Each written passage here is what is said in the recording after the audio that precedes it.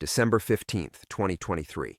Sylvester Stallone had been sneaking into his own hotel for 3 years, the same basement where his father died, the same service elevator where Frank Stallone Sr. had his heart attack, alone, at 3 a.m. on a winter night in 1983. Security cameras caught him pocketing his father's old time card from a display case. They saw him take a janitor's badge from the memorial wall. What they didn't see was the tears. 2 guards cornered him by the service entrance. "Sir, we need you to empty your pockets." One reached for his radio, the other blocked the exit. In 60 seconds, everything would change. The truth about why Hollywood's biggest star bought a hotel would come out. A family secret 40 years in the making would explode. The night Stallone got caught stealing from himself. The night 2 brothers met for the first time. Before we jump back in, tell us where you're tuning in from. And if this story touches you, make sure you're subscribed because tomorrow I've saved something extra special for you. The fluorescent light buzzed overhead like an angry wasp. Stallone kept his hands visible, palms open, but didn't move toward his pockets. Not yet. The younger guard, maybe 25, eager eyes, fresh uniform, had his finger hovering over the radio call button. The older one, grizzled and thick around the middle, positioned himself between Stallone and the service door like he'd done this dance before. "Look, guys," Stallone said, his voice deliberately rough, Brooklyn accent thick as molasses. "This is just a misunderstanding." The older guard squinted. Something flickered in his eyes, recognition trying to surface through the dim lighting and Stallone's deliberately disheveled appearance. Baggy clothes, baseball cap pulled low, 3-day stubble. Not exactly the polished Hollywood image plastered on movie posters. "Misunderstanding." The younger guard's voice cracked slightly. "Sir, we watched you on camera. You took items from the memorial display. That's theft." The memorial display. Stallone's chest tightened. He'd commissioned it himself, working through lawyers and shell companies. A glass case honoring long-term employees who'd died in service. His father's time card sat there behind pristine glass, yellowed with age. December 18th, 1983. Frank Stallone Sr.'s last punch-out, 11:47 p.m. "Empty your pockets," the older guard repeated, but his tone had shifted, uncertain now. Stallone reached slowly into his jacket. The stolen time card crinkled between his fingers, next to the janitor's badge. Both items worth nothing to anyone else, priceless to him. His father's ghost lived in these objects, the only physical proof that Frank Stallone Sr. had existed in this building, had walked these halls, had died alone in the basement when his son was 3,000 miles away filming Rocky III. The younger guard stepped forward. "Sir, I need to see some identification." That was the moment everything balanced on a knife's edge. Stallone could feel it, the weight of 40 years pressing down like concrete. He could lie, give a fake name, let them arrest him. Spend a night in jail protecting secrets that had already cost him too much. Or he could end this charade that had become his obsession. "You want to see ID?" Stallone pulled out his wallet with deliberate slowness. The older guard's eyes widened first. His name tag read, Martinez, J. 20-year veteran, according to the pin on his collar. He'd probably seen celebrities before. The Grand Palladium catered to A-listers when they visited Philadelphia, but none of them came through service entrances at midnight, stealing from memorial cases. "Holy shit," Martinez whispered. The younger guard, Thompson, his badge read, looked confused until Stallone stepped fully under the fluorescent light. The shadows fell away from his face, revealing the jaw that had launched 1,000 movie posters, the eyes that had stared down Apollo Creed and even Drago. Thompson's radio slipped from his fingers, clattering on concrete. "Sylvester Stallone," Martinez breathed. The name echoed in the narrow hallway. Stallone waited for the questions, the requests for autographs, the stammering apologies. Instead, Martinez took a step back, his expression shifting from shock to something harder. "What the hell are you doing here?" Martinez's voice carried an edge Stallone hadn't expected. "Breaking into hotel property? Stealing from a memorial?" "I wasn't stealing," Stallone said quietly. "Bullshit." Martinez pointed at the items in Stallone's hand. "Those belong to the hotel, to the families of the people being honored. You think being famous gives you the right to—" "I have every right." The words came out sharper than Stallone intended. 3 years of midnight visits, 3 years of grief and guilt, suddenly blazing to the surface. More right than anyone in this building. Thompson finally found his voice. "Sir, we need to call this in. Celebrity or not, theft is—" "Call who?" Stallone's laugh was bitter. "Building management? Corporate? The owner?" Martinez narrowed his eyes. "Yeah, the owner. Mr. Torino's going to want to hear about this personally. He doesn't tolerate anyone disrespecting his employees, living or dead." Stallone almost smiled at that. Vincent Torino was a convenient fiction, a name on legal documents that traced back through enough shell companies and lawyers to disappear into Manhattan corporate mist. Torino's instructions were simple: maintain the memorial, keep the basement service areas exactly as they were in 1983, and never ask questions about the anonymous monthly donations that kept the Employee Memorial Fund running. "You really want to call Torino?" Stallone asked. "Damn right I do." Martinez reached for his radio. "I don't care if you're Rocky Balboa himself. Nobody disrespects—" "Martinez." Stallone's voice carried sudden authority, the kind that made movie crews fall silent. "Before you make that call, answer me one question. How long have you worked here?" 22 years, since I was 18. "Why? Ever wonder who really owns this place? Why it never gets sold, never gets renovated, never changes management?" Martinez hesitated, finger on the radio button. "Ever wonder why someone maintains a memorial for dead employees most hotels would have forgotten?" The fluorescent light buzzed, concrete walls pressed close. Somewhere in the building's depths, old pipes groaned like ghosts. Martinez's finger remained frozen over the radio button. The question hung between them like smoke, thick and choking. In the stretched silence, Stallone could hear his own heartbeat, could smell the industrial disinfectant that had haunted these hallways for decades, the same smell that had clung to his father's work clothes, the same chemical tang that had filled Stallone's childhood apartment whenever Frank Sr. came home from his shifts. "What are you saying?" Martinez's voice had dropped to barely above a whisper. Thompson shifted nervously, his youth showing in the way his eyes darted between the two older men. He didn't understand the gravity pulling at the air, the weight of years settling into the concrete around them. But Martinez did. 22 years in this building had taught him to read the spaces between words. Stallone looked past them both, down the service corridor that stretched into darkness. His father had walked this same path every night for 3 years, pushing a mop bucket on wheels that squeaked, carrying keys that jingled softly against his hip, disappearing into the bowels of a building that would eventually become his tomb. "Your memorial," Stallone said, his voice rougher now, Brooklyn accent thickening with emotion he couldn't quite suppress. "You know every name on it?" "Course I do." Martinez's chin lifted with pride that surprised them all. Frank Torino, died 1987, head of maintenance. Maria Santos, 1994, housekeeping supervisor. James Chen, night auditor, 1998. Mrs. Patterson from catering, 2001. Frank Stallone Sr., 1983, janitorial. Martinez stopped. His face went pale under the fluorescent light. "Stallone," he repeated, the syllables falling like stones. The time card crinkled in Stallone's grip. December 18, 1983. His father's last night alive, reduced to a punch of numbers on yellowed cardstock. Frank Sr. had clocked out at 11:47 p.m., walked to the basement mechanical room to check the boilers one final time, and collapsed next to the water heater. Massive coronary. Alone in the dark while his famous son slept in a Malibu mansion, wrapped in silk sheets and Hollywood dreams. "He was your—" Thompson started. "Father." The word tasted like copper pennies and regret. Frank Stallone Sr. worked here 3 years, died on the job while his son was too busy being a movie star to visit. Martinez lowered his radio completely now.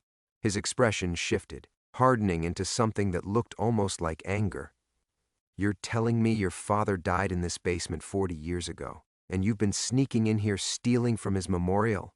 That's supposed to make it better?" "I'm not stealing." Stallone's voice cracked.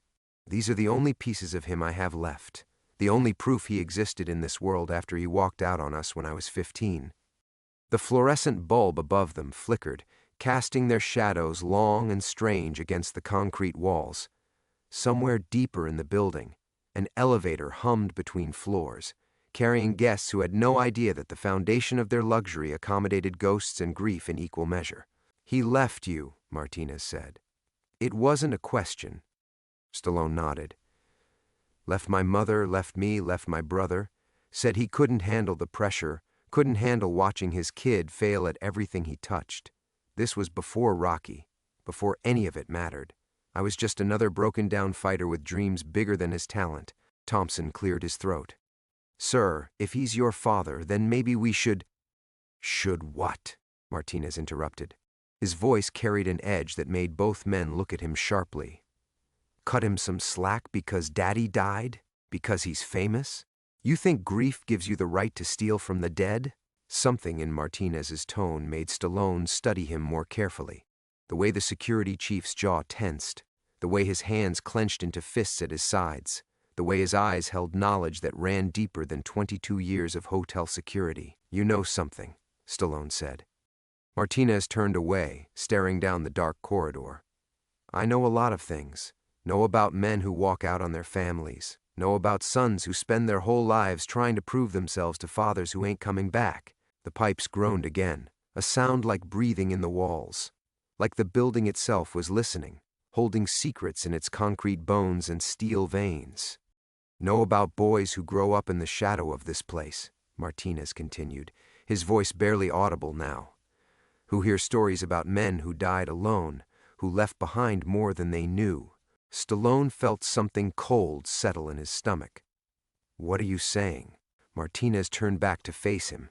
In the harsh fluorescent light, his features looked different, familiar in a way that made Stallone's chest tighten with recognition he didn't want to acknowledge. "I'm saying," Martinez whispered, "that you ain't the only one with a connection to Frank Stallone Sr." The radio crackled with static. The fluorescent bulb buzzed, and 40 years of buried secrets began to surface in a hotel basement where the dead refused to stay quiet. The words hit Stallone like a physical blow. The time card slipped from his fingers, fluttering to the concrete floor like a dying bird. Thompson looked between the two men, confusion written across his young face, but Stallone couldn't take his eyes off Martinez. The security chief's features seemed to shift in the harsh light. The set of his jaw, the line of his nose, the way his hands curled at his sides. "What did you just say?" Stallone's voice came out strangled. Martinez reached into his shirt pocket with deliberate slowness. He pulled out a worn photograph, the edges soft with age and handling. The image was faded, colors bleeding into sepia tones, but Stallone could make out two figures, a young woman in a hotel uniform and a man whose face made Stallone's chest constrict with recognition. "Maria Santos," Martinez said, holding the photograph between them like evidence in a trial. "Worked housekeeping here from 1980 to 1984. My mother," he paused, letting the weight settle. "She's in the memorial case too, died 10 years later, but that's not the important part." Stallone stared at the photograph. The man's face was younger, less weathered than his final memories, but unmistakable. Frank Stallone Sr. stood with his arm around the young woman, both of them smiling at something outside the camera's frame. The background showed the hotel's service entrance, the same doorway Stallone had used tonight. "No," Stallone whispered. "Yeah." Martinez's voice carried decades of pain compressed into a single syllable. "Frank Stallone Sr., the father who walked out on you? He didn't just walk away from your family, he walked toward mine." For a while, Thompson finally found his voice. "Jesus Christ, are you two brothers?" The word fell from Martinez's lips like a confession. Half-brothers, anyway. Same father, different mothers, different lives. His laugh was bitter as industrial disinfectant. "Though I guess we both got the same ending. A dad who died alone in this basement while his sons were somewhere else." Stallone's knees threatened to buckle. The concrete walls pressed closer. The fluorescent light buzzed louder, and the pipes groaned with the weight of 40 years' worth of secrets bleeding through the hotel's foundation. All those midnight visits, all those stolen mementos, all those hours spent grieving a father he thought he understood. And here stood another son, another casualty of Frank Sr.'s inability to stay. How long? Stallone managed to ask. How long did he stay with us? Martinez tucked the photograph back into his pocket. 3 years. Same 3 years he worked here. Met my mother during his first week, started spending time with her. I was born in 1981. He was around until I was 2, then, Martinez shrugged. Heart attack took him, right down there in the mechanical room. The mechanical room where Stallone had spent countless hours sitting in the dark, trying to commune with his father's ghost, where he'd left flowers that wilted and died in the stale air, where he'd whispered apologies to concrete walls that never answered back. You didn't know, Martinez continued, studying Stallone's face. All these years you've been coming here, stealing pieces of him, and you never knew he had another son working security, living in the same city, growing up 20 minutes from where you made your movies. Thompson shifted nervously. Should I call someone? I mean, this is... Who would you call? Martinez's voice turned sharp. Building management? The mysterious Mr. Torino who nobody's ever seen but somehow keeps this place running exactly the same for decades? He turned back to Stallone, understanding dawning in his eyes. You own this place, don't you? Stallone couldn't speak. The revelation had stolen his voice, left him hollow as the building's empty corridors. He nodded. How long? 15 years. Bought it through shell companies after I found out where he died. Stallone's voice was barely audible. Been coming here ever since, trying to understand why he left, trying to feel close to him somehow. Martinez laughed, but there was no humor in it. 15 years. You've owned this place for 15 years, and I've been working security for 22. We've probably passed each other in these hallways, probably rode the same elevators, both of us searching for pieces of the same man who fucked us both over. The fluorescent bulb flickered again, and in that brief moment of darkness, Stallone saw it all clearly. The terrible irony of it. The cosmic joke that had kept them circling the same building, the same ghost, the same grief for decades without knowing. 2 sons haunted by the same father, employed by the same building, breathing the same recycled air thick with industrial disinfectant and buried secrets. When the light steadied, both men were staring at each other across a chasm that 40 years of separation had carved. The past had returned not as a letter or phone call, but as a living, breathing reminder that Frank Stallone Sr.'s legacy was more complicated than either son had imagined. And there was no going back to the life before this moment. The silence stretched between them like a wire ready to snap. Stallone's hands trembled as he reached down to retrieve his father's time card from the concrete floor, the yellowed cardstock suddenly feeling fragile enough to crumble at his touch. Martinez watched him with eyes that held too much knowledge, too much pain that mirrored Stallone's own. We can't do this here, Stallone said finally, his voice barely above a whisper. Not in front of... He glanced at Thompson, who stood frozen like a deer caught in headlights, his young face pale under the fluorescent glare. Thompson. Martinez's voice carried sudden authority. Take a break. 30 minutes. But sir, protocol says what I tell it to say. Martinez's tone brooked no argument. Walk away, kid, now. Thompson hesitated for a moment, looking between the 2 men like he wanted to say something, then thought better of it. His footsteps echoed down the corridor until they faded into the building's ambient hum, leaving the half-brothers alone with the ghosts of their shared father. Stallone tried to slip the time card back into his jacket, but Martinez stepped forward. Don't. The word came out sharp. Don't hide it. Don't pretend this isn't happening. Martinez's breathing was shallow, controlled in the way of a man fighting not to lose control entirely. 40 years, Stallone. 40 fucking years I've been working in this building, maintaining that memorial, making sure nobody disrespected the dead. And all this time you've been sneaking around like a thief, stealing pieces of him. I wasn't stealing, Stallone said, but the words sounded weak even to his own ears. What would you call it then? Taking things that don't belong to you? Breaking into property, your own property, Christ, in the middle of the night? Martinez ran his hands through his hair, a gesture so familiar it made Stallone's chest ache. Frank Sr. used to do the same thing when he was frustrated, when the bills piled up or the phone rang with another rejection from a casting director. Stallone leaned against the concrete wall, suddenly feeling every one of his 77 years. I call it trying to understand why he left us, why he couldn't stay with any of us. You think you're the only one who wanted answers? Martinez's voice cracked. You think being famous, being rich, being able to buy the whole goddamn building gives you exclusive rights to grieve him? The fluorescent light flickered again, and in that stutter of darkness, Stallone saw his father's face the last time they'd spoken. A phone call from a payphone outside some Detroit boxing gym. Frank Sr.'s voice slurred with whiskey and disappointment. You're gonna fail, kid. Just like everything else you touch. Better to quit now before you embarrass yourself on a bigger stage. That was 1982. Frank Sr. died the following year, and Stallone had spent 4 decades wondering if his father had lived to see Rocky III, if he'd felt any pride watching his son succeed, if he'd regretted those final words. He called you, Martinez said suddenly, his voice quiet again. Right before he died. Called you from the payphone in the lobby. I know because I was here that night, 2 years old, sleeping in the break room while my mother finished her shift. She told me later that Frank got a phone call that made him cry. Stallone's blood went cold. What phone call? From someone in Hollywood. Someone who said his son was going to be in another movie. Someone who said maybe he should be proud. Martinez's eyes were bright with unshed tears. My mother said he hung up the phone and just stood there for 10 minutes, crying like a baby. Then he went to work his shift and never came back up.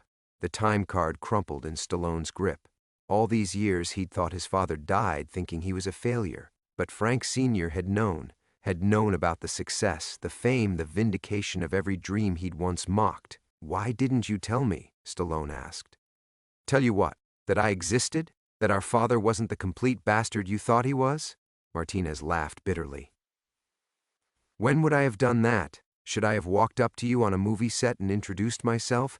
Should I have called your agent? Somewhere in the building above them, an elevator dinged softly. Guests moving through their lives, unaware that in the basement, 2 men were excavating 40 years of buried pain with their bare hands. I tried once, Martinez continued. After Rocky came out. Found your address through fan mail forwards, wrote you a letter explaining everything. Never sent it. He reached into his back pocket and pulled out an envelope, aged yellow as old bones. Still have it. Stallone stared at the letter like it might explode. Another secret, another revelation, another piece of his father's legacy he'd never known existed. And from the way Martinez's hands shook as he held it, Stallone realized this conversation was far from over. The envelope trembled between Martinez's fingers like a living thing, 40 years of unspoken words threatening to spill across the concrete floor.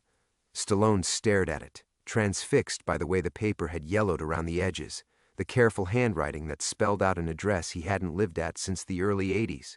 Read it, Martinez said, thrusting the letter forward. Read what I should have told you decades ago. Stallone's hands were steady as he took the envelope, but his voice shook when he spoke. I don't know if I want to, neither did I. But here we are. The paper felt fragile as old skin as Stallone carefully opened the flap.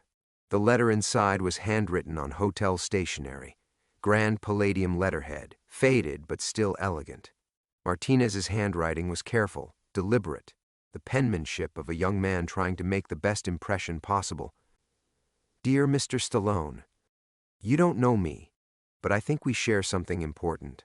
My name is Eduardo Martinez, and I believe Frank Stallone Sr. was my father, too. My mother worked housekeeping at the Grand Palladium Hotel in Philadelphia, where your father was employed until his death in December 1983. Stallone looked up from the letter, his throat constricting. How old were you when you wrote this? 26. Had just gotten my GED, started working security here full-time. Thought maybe, Martinez's voice trailed off, thought maybe you'd want to know you had a brother. Stallone continued reading, each word cutting deeper than the last. I know this must be strange to hear, especially from someone you've never met. But I have photographs of them together, and stories my mother told me before she died. Frank Sr. used to talk about you sometimes. He was proud even if he didn't know how to show it. He kept newspaper clippings about Rocky in his locker. My mother said he would read them over and over during his breaks. Jesus Christ, Stallone whispered. The time card in his other hand felt suddenly insignificant compared to this revelation. His father had kept clippings, had been proud, had died knowing his son had succeeded, but never found the words to say so. I don't want anything from you. I just thought you should know that when Frank Sr. died, he wasn't completely alone. My mother was there. She held his hand while they waited for the ambulance. She said his last words were about wishing he'd been a better father to the son he left behind. The fluorescent light buzzed overhead like an angry insect, but Stallone barely heard it. The basement walls seemed to be closing in, pressing the weight of 40 years of misunderstanding down on his shoulders. All those midnight visits, all that grief, all that anger at a father he thought had died bitter and unforgiving. And there had been someone else there, someone else who had mourned. Why didn't you send it? Stallone asked, his voice barely audible. Martinez was quiet for a long moment, staring down the dark corridor where their father used to push his squeaking mop bucket. Because I was angry. Because every time I saw your face on a movie poster, I wondered why he stayed for your first 2 years but walked away from mine. Because I spent my whole childhood in the shadow of this building, and you got to escape. The accusation hung in the air like smoke. Stallone folded the letter carefully, his hands moving with the precision of someone trying not to fall apart. You think I escaped? Didn't you? Hollywood, fame, money. You got out of Philadelphia, made something of yourself. I stayed here, became part of the furniture. 22 years of night shifts, watching other people come and go while I kept guard over the dead. You think fame makes it easier? Stallone's voice turned sharp. You think success erases the fact that your father walked out when you needed him most? I spent 40 years wondering if I was the reason he left. Wondering if he died hating me for being weak, for failing at everything I touched. But he didn't hate you, Martinez shot back. That's what the letter says. That's what my mother told me. He was proud of you. He kept those clippings like they were treasure. Then why didn't he call me? Why didn't he try to make amends before he died? Martinez's laugh was bitter as black coffee. Same reason you never tried to find him. Pride, shame, fear that it was too late to fix what got broken. The pipes groaned again, and somewhere in that sound, Stallone heard the echo of his father's voice from that last phone call. The disappointment, the resignation, the terrible certainty that love wasn't enough to bridge the gap between expectation and reality. There's more, Martinez said quietly. Things the letter doesn't say. Things my mother made me promise never to tell anyone. Stallone looked up sharply. What things? Martinez's eyes were dark as the corridor behind him. Things about why he really left your family. Things about what happened in those last 3 years. Things that would change everything you think you know about Frank Stallone Sr. The basement fell silent except for the building's mechanical breathing. And Stallone realized that 40 years of secrets were only the beginning. The confession hung between them like a blade waiting to fall. Stallone's grip tightened on the letter, the paper crinkling under the pressure of 40 years of suppressed questions finally demanding answers. Tell me, he said, and his voice carried the weight of every sleepless night he'd spent wondering about his father's abandonment. Martinez closed his eyes, as if the words were too heavy to speak while looking at his half-brother's face. My mother didn't just work housekeeping here. She was Frank's confidant, the person he talked to when the guilt ate him alive. And according to her, he didn't leave your family because he wanted to. The fluorescent light flickered again, casting shifting shadows across the concrete walls. Stallone felt something cold settle in his stomach. He was sick, Martinez continued, each word falling like a hammer blow. Had been for months before he left. Heart problems, but more than that. Some kind of neurological thing the doctors couldn't figure out. Made him unstable, angry, violent sometimes. No. The denial escaped Stallone's lips before he could stop it. He was never violent, never laid a hand on any of us. That's exactly why he left. Martinez opened his eyes, and they were bright with unshed tears. My mother said he came to work one night with bruises on his knuckles. Said he'd lost control, hit something, a wall, he claimed, but she didn't believe him. Said he was terrified of what he might do if he stayed, terrified of hurting you or your mother or your brother. The basement tilted around Stallone. 40 years of carefully constructed narrative, the abandonment, the rejection, the father who chose freedom over responsibility, crumbled like sand. He remembered those final months before Frank left. The way his father would disappear into the bathroom for long periods, emerging with red eyes and shaking hands. The way he'd stopped hugging them goodnight, stopped touching them altogether. "He protected you by leaving," Martinez said softly. "That's what my mother believed. That's what she told me when I was old enough to understand why my father never took me to ball games or helped with homework. But he stayed with you," Stallone managed. "For 3 years he stayed. Because I was a baby. Because he thought maybe the sickness wouldn't affect how he treated an infant. And because my mother was strong enough to handle him when the episodes got bad." Martinez's voice cracked. "But it got worse. The last 6 months," she said, "he barely spoke, just worked his shifts, sat in that memorial room for hours, staring at photos of employees who died, like he was waiting to join them." The revelation hit Stallone like physical blow. All those years of believing his father had chosen to leave, had simply walked away from the responsibility of family, and the truth was, Frank Sr. had sacrificed his own happiness to protect them, had spent his final years in exile, working nights in a hotel basement, dying slowly and alone, rather than risk hurting the people he loved most. "Why didn't anyone tell me?" Stallone's voice was barely a whisper. "After he died, why didn't anyone—" "Because my mother made me promise. Said it wasn't her place to ease your pain with his secrets. Said some truths were heavier than the lies they replaced." Martinez reached into his pocket and pulled out another photograph. This one showing Frank Sr. in the hotel's memorial room, standing before a wall of employee photos. Even in the faded image, his face looked gaunt, haunted.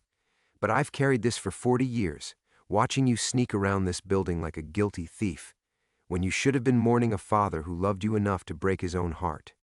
The pipes groaned overhead, and Stallone realized the sound wasn't mechanical stress. It was the building settling under the weight of all these buried truths. He thought about every midnight visit, every stolen memento, every hour spent in the mechanical room trying to commune with his father's ghost. And all that time, the ghost had been trying to tell him, "I left because I loved you. I died alone because I couldn't bear to hurt you." "There's something else," Martinez said, his voice dropping to barely audible. "Something my mother found in his locker after he died. Something I've been carrying around for 40 years, waiting for the right moment to—" He stopped mid-sentence, his eyes focusing on something beyond Stallone's shoulder. Footsteps echoed down the corridor. Not Thompson's familiar gait, but the measured stride of someone with authority. "Shit!" Martinez breathed. Hotel management. They must have gotten an alert about the security breach. But as the footsteps grew closer, Stallone realized this conversation, this excavation of 40 years of buried pain, was about to become even more complicated, because some secrets, once exposed to light, had a way of multiplying in the darkness. And the darkness in the Grand Palladium Hotel basement was deep enough to hide decades of truth. The footsteps belonged to Patricia Kellerman, the Grand Palladium's assistant general manager, her sharp heels clicking against concrete like a countdown timer. Behind her walked Director of Operations James Whitmore, his expensive suit incongruous in the industrial basement setting. Both wore expressions of barely controlled irritation, the look of executives whose carefully ordered world had been disrupted by something they couldn't control.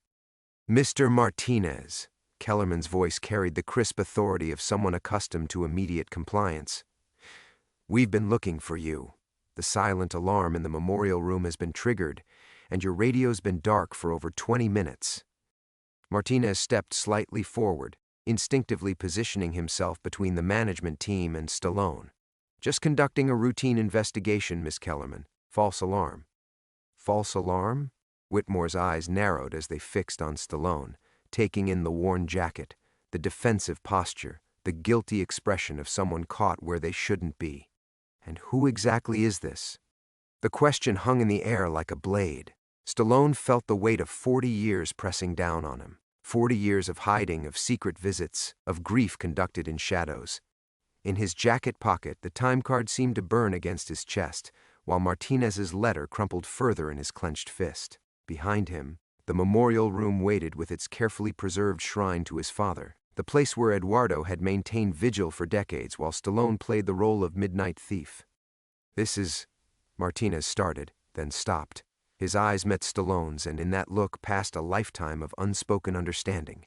The choice was being laid bare: continue the charade, or step into the light of truth that would change everything. Kellerman's impatience sharpened. "We don't have all night, Mr. Martinez. Hotel security protocols exist for a reason, and when they're breached, we need answers. Now." The fluorescent light buzzed overhead, and in that harsh illumination, Stallone saw his father's death photograph again. The gaunt face, the hollow eyes of a man who'd chosen exile over the risk of causing harm. Frank Sr. had made his choice 40 years ago, sacrificing his own happiness to protect his family.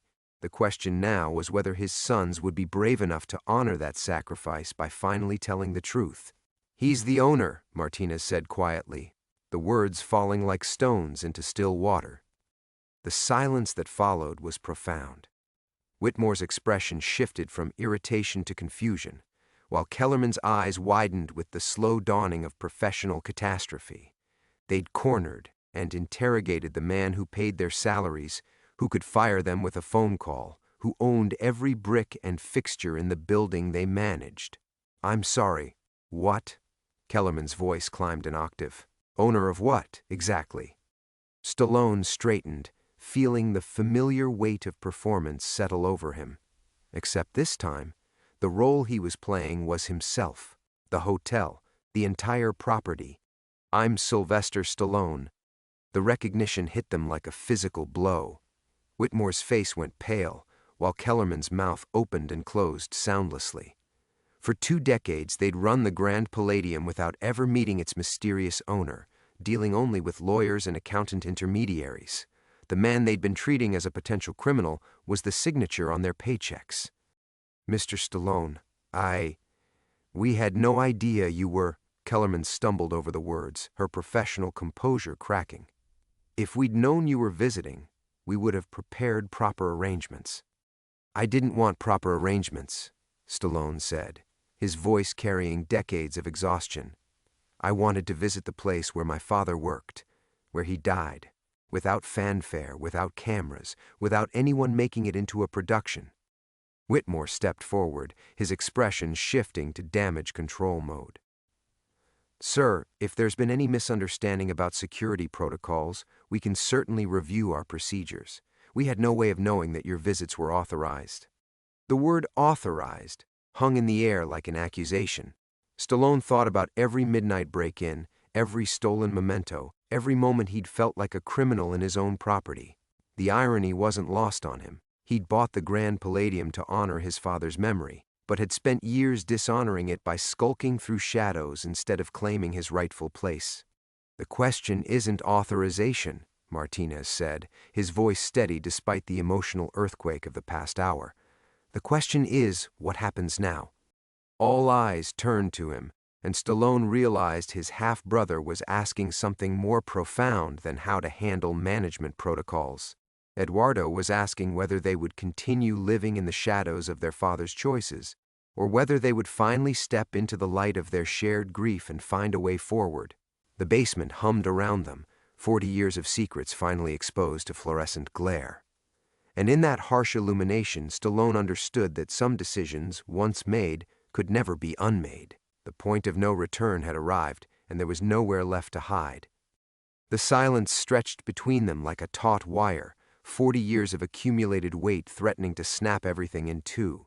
Stallone looked at Martinez, his half-brother, his father's other son, the man who'd spent 2 decades guarding the very secrets Stallone had been stealing, and understood that this moment would define not just their relationship, but how they would live with Frank Sr.'s legacy for whatever time remained to them.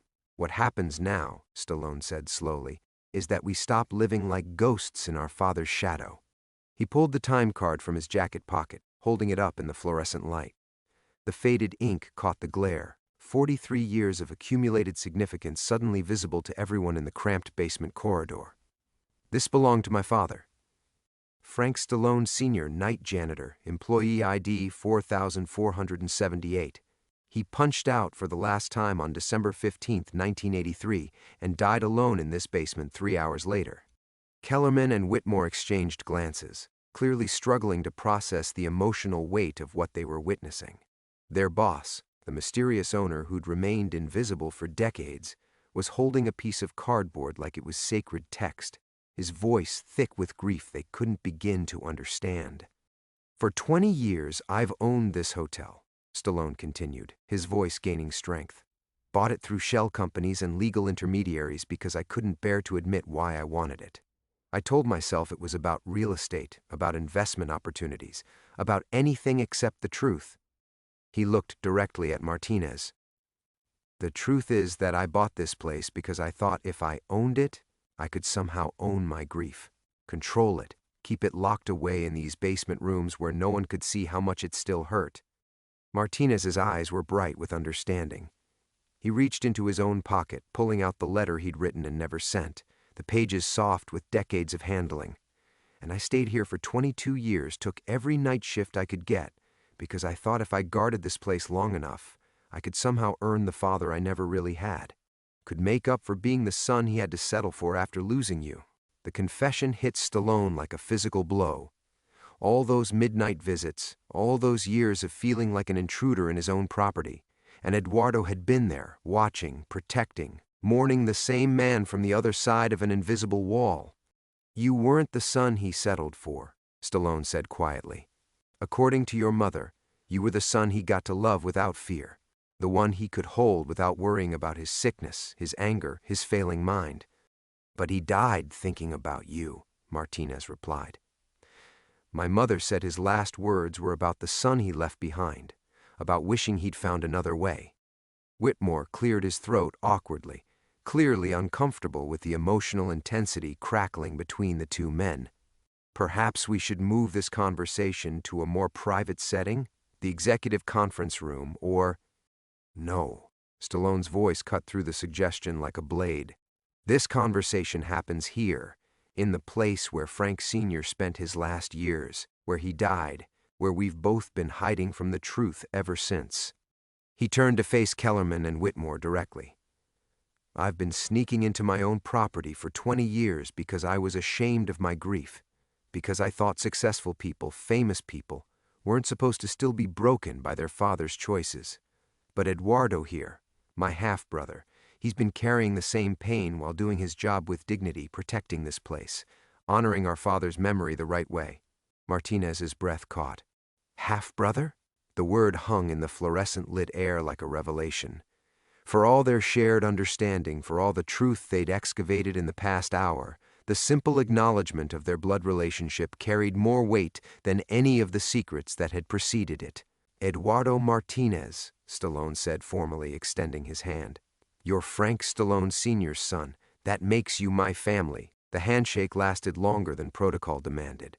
40 years of parallel mourning finally converging into something that looked like recognition, acceptance, perhaps even the beginning of healing. "What I want to know," Stallone said, turning back to the memorial room where his father's photograph waited among the other forgotten dead, "is what you found in his locker, what you've been carrying for 40 years. Martinez's hand moved to his jacket pocket, where something small and significant waited to be revealed.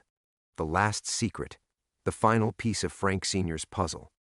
The basement hummed around them, but for the first time in decades, the sound felt less like mechanical breathing and more like absolution. The point of no return hadn't been about revelation after all. It had been about whether they would choose to remain strangers bound by shared grief, or become brothers united by their father's complicated love. The choice had been made. Now came the harder work of living with the consequences. Martinez's fingers trembled as he withdrew a small, tarnished metal object from his jacket pocket. In the harsh fluorescent light, it resolved into a St. Christopher pendant, the patron saint of travelers, hanging from a broken chain. The silver had darkened with age, but the engraved words on the back were still legible. "For Sly, may you find your way home. Love, Dad." The pendant swayed between them like a pendulum marking 40 years of lost time. Stallone's breath caught in his throat, recognition hitting him with the force of a physical blow. He remembered that Christmas morning when he was 12, remembered his father's calloused hands fastening the chain around his neck, remembered Frank Sr.'s voice saying, "Doesn't matter how far you travel, son, this'll always bring you back to what matters." He'd lost it years later, assumed it had fallen off during one of his construction jobs in New York. All this time, it had been here, waiting in a basement locker like a message in a bottle. He was wearing it when he died, Martinez said quietly. Had your name engraved on it, but he'd been carrying it in his pocket instead of wearing it. Like maybe he thought he didn't deserve to keep something meant for you. Stallone took the pendant with hands that shook despite decades of learning to control his physical reactions for cameras. The metal was warm from Eduardo's body heat, 40 years of his half-brother's vigil transferred through simple human contact. Around them, Kellerman and Whitmore stood in respectful silence, witnessing something too profound for executive protocols to address.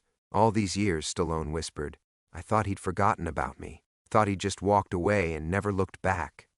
He never stopped looking back, Martinez replied.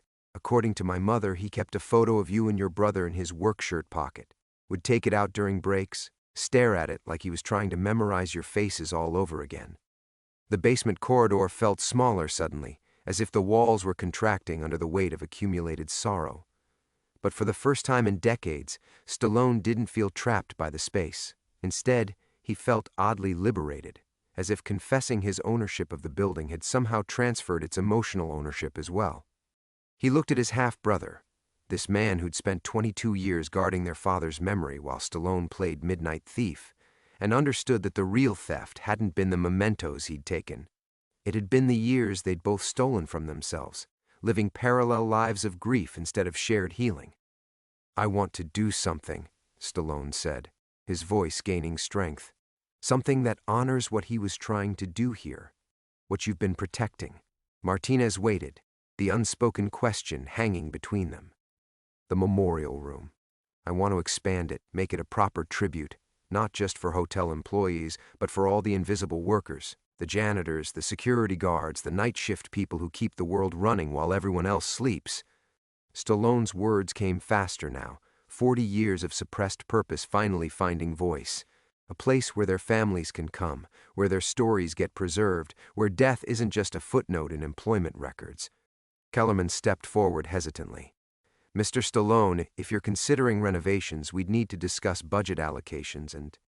Money isn't the issue, Stallone cut her off.